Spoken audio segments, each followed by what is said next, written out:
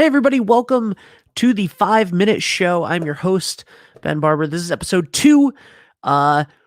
First one was last night and it went really well, and we have a lot more people that wanted to be interviewed. And if you want to be interviewed, just send me a message, direct message me, contact me wherever the hell you're seeing this, and that's what we will do. So today, I have on a man that I met last year when he was running for Congress for the state of Rhode Island. Dylan Conley. Dylan, introduce yourself. Tell people a little bit about yourself. What do you do? Hey everyone, my name is Dylan Conley. I'm an attorney. I do a lot of work for different municipalities throughout the state of Rhode Island, some land use law, civil litigation. I'm the chairman of the Providence Board of Licenses, and that's kind of what's bringing me here today, actually. I'm really worried about the restaurant industry in the confines of the pandemic. All right. We were just talking about this a little bit off air. Obviously, there are many issues, with the restaurant industry. And I was just doing the town hall this afternoon with future Governor Dan McKee. A lot of people asking about all of the restrictions and that stuff, but you want to talk about something a little bit more specific that may be flying under the radar. Yeah. Let us know. Yeah, so I think one of the dirty little secrets about the restaurant industry is these third-party delivery apps actually charge the restaurant. They don't charge the consumer necessarily. So, when you buy something on Grubhub, the restaurant actually pays Grubhub to deliver that food to you. And I don't think a lot of consumers know that. And what's been happening in the pandemic is, you ask all these restaurants to scale down their business, which in my opinion is like a public health and safety sacrifice. I mean, they're really trying to do a public health effort at their own expense. And yet what happened is these third-party apps came in and price gouged them because all of a sudden they had to deliver at a scale that they've never had to deliver before. Right. So there's a great bill in front of the General Assembly right now that seeks to limit the amount that these third-party apps can charge restaurants during the pandemic at 15%, which is great. I applaud that. But I do think we need to go a step further, actually. So the issue is you and I don't know that the restaurant's being charged. We don't know that these fees are being built in us getting our food. If I was able to actually price compare what's Grubhub versus Uber Eats, then I might have a different approach or tactic, or maybe there's something about the service that I care about more.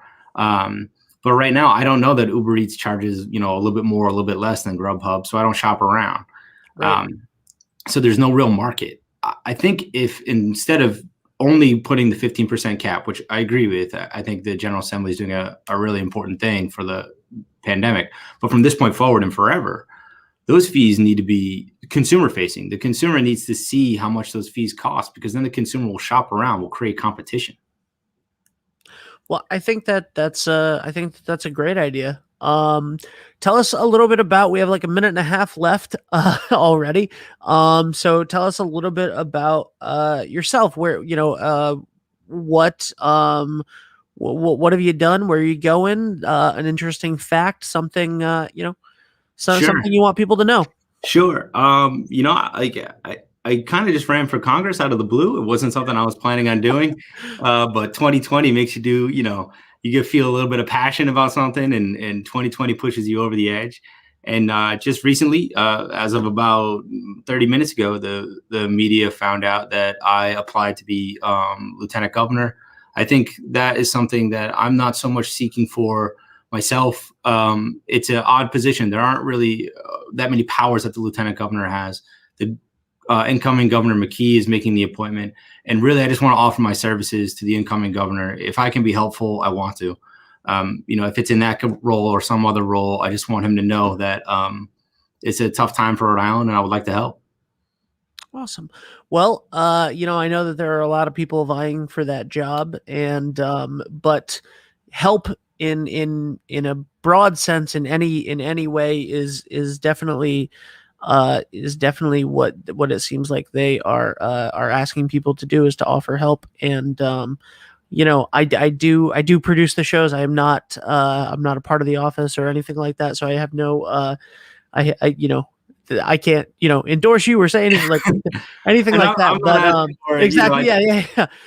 I just produce the shows, but I think that you know, there's a very wide net on the transition team, and there's a lot of, you know, so if you, and I believe you were in that meeting too, right? So if there are Yeah. things that you're passionate about, get involved.